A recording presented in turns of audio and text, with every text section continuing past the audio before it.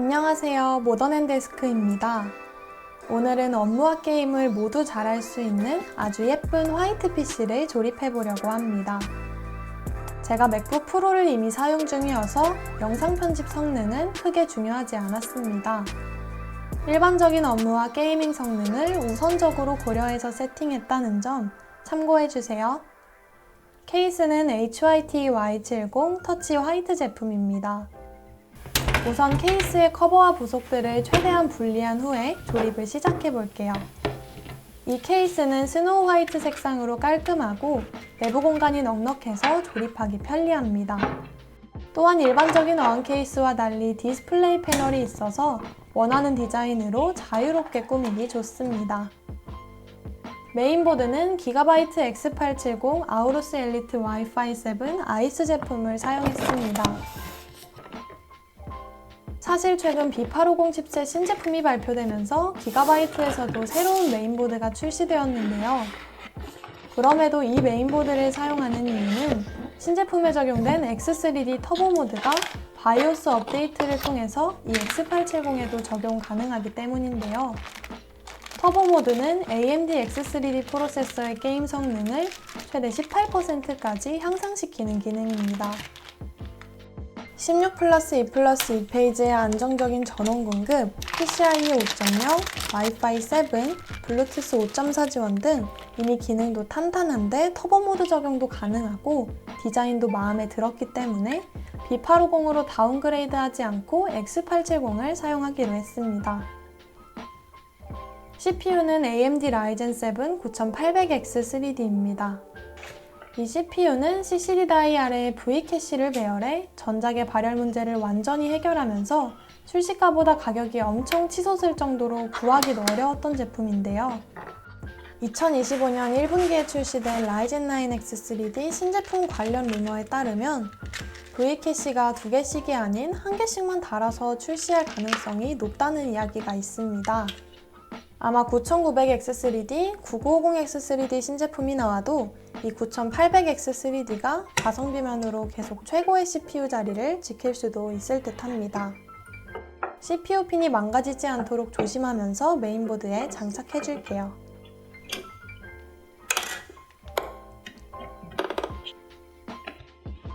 메인 저장 장치는 삼성전자 980 프로 M.2 NVMe 2TB입니다.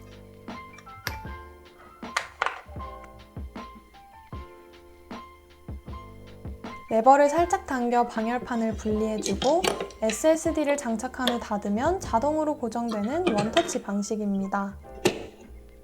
이렇게 장착이 완료되면 케이스에 메인보드를 결합해줄게요. 램은 맨 마지막에 결합하도록 하겠습니다. 이제 시스템 쿨러를 장착할 차례인데요. 케이스를 눕혀놓은 김에 하단 먼저 마무리를 해줄게요. 하단은 LED 색상만 보일 거라서 LED 기능이 있는 쿨러이기만 하면 됩니다. 본래 NGXT CPU 쿨러에 동봉된 팬이 남을 예정이라서 남는 팬 3개를 하단에 장착하려고 했는데요. 공간이 협소하고 나사 위치가 잘 맞지 않아 깔끔하게 결합이 어려워서 가지고 있던 다른 팬 2개를 사용하기로 결정했습니다. 팬 사이즈는 더 크지만 케이스엔 더 잘 맞았어요. 시스템 쿨러는 리안리의 SL-INF 쿨러를 사용했습니다. 전면과 측면의 LED가 과하지 않고 깔끔하게 예뻐서 한눈에 반해 주문했는데요. 앞면이 통일되도록 리버스 버전과 함께 구성했습니다. 이 제품은 팬끼리 간편하게 체결되기 때문에 케이블을 세트당 1개만 사용하면 돼서 편리하고 최대 4세트까지 컨트롤러에 모아주면 한 번에 메인보드에 설치할 수 있습니다. 선정리가 편하고 연동도 잘 돼서 펜을 많이 사용하신다면 강력 추천드립니다. 이렇게 준비가 완료되면 차례대로 결합해줍니다. 측면, 후면, 라디에이터 순서대로 결합하도록 하겠습니다. 선정리가 편하도록 선을 미리 빼두고 단단하게 결합해주도록 할게요. 수냉 쿨러에도 결합해줄 건데요. 수냉 쿨러는 데스크 셋업에서 너무나도 유명한 제품이죠. NGXT 크라켄 360 RGB 쿨러입니다. 이 쿨러는 360mm의 라디에이터를 사용하다 보니 일반 공냉 쿨러보다 냉각 성능도 뛰어나고 일체형이라서 설치도 간편합니다. 저는 동봉된 팬 대신 측후면 쿨러와 일체감 있게 미안리의 쿨러를 장착할 예정인데요. 다만 동봉된 나사 길이가 조금 애매해서 팬 높이를 낮춰줘야 안정감 있게 결합이 가능할 것 같습니다. 안쪽 고무만 모두 제거해주고 장착해주도록 할게요.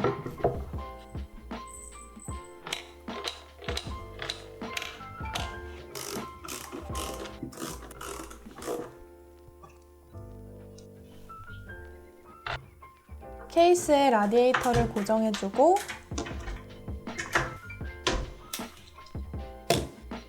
나사 위치에 맞는 브레킷으로 교체해준 뒤에 워터블록도 튼튼하게 고정해주겠습니다.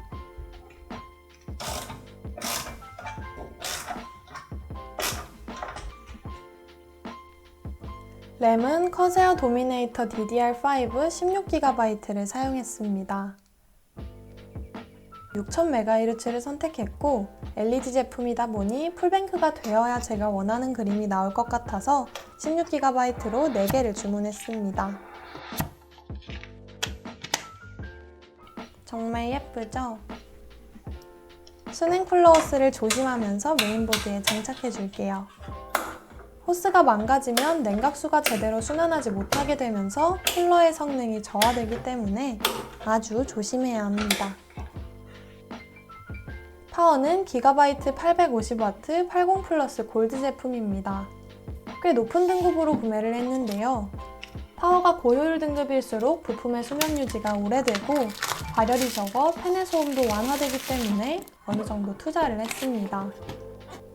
이 파워는 PCI Gen 5.0 그래픽카드를 지원하는 16핀 커넥터가 있어서 최대 600W의 전력을 그래픽카드에 공급할 수 있습니다. 그렇기 때문에 추후에 그래픽카드를 업그레이드 하더라도 안정적으로 사용할 수 있겠죠? 사용할 케이블을 미리 꽂아둔 후에 본체에 장착하겠습니다. 선이 방해되지 않도록 그 전에 시스템 쿨러 3세트를 컨트롤러에 먼저 연결해주고 파워도 결합해주도록 할게요.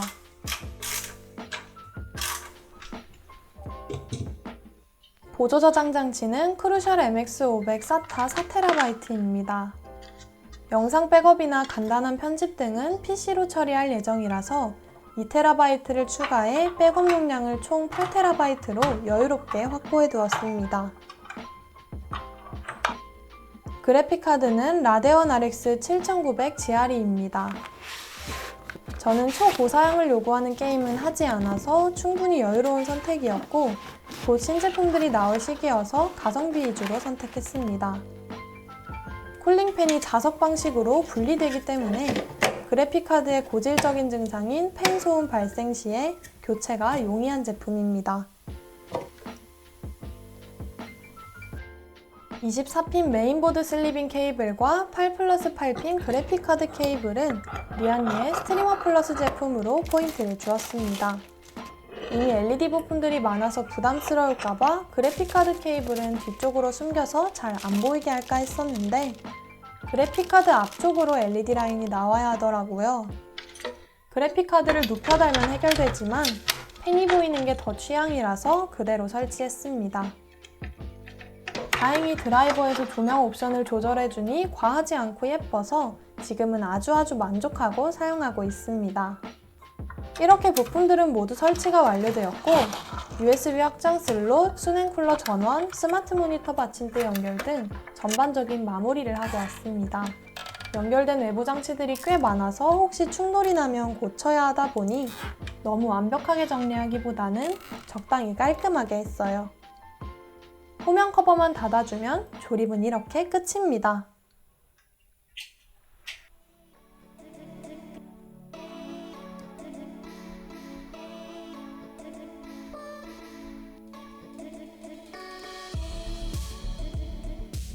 저는 다음 영상에서 모니터, 스피커, 모니터 받침대, 모니터암 등 부가적인 데스크 용품들도 완성해서 소개해드리도록 하겠습니다. 조립 과정에서 궁금한 점이 있으시거나 보고 싶은 컨텐츠가 있으시다면 댓글로 남겨주세요. 또 만나요.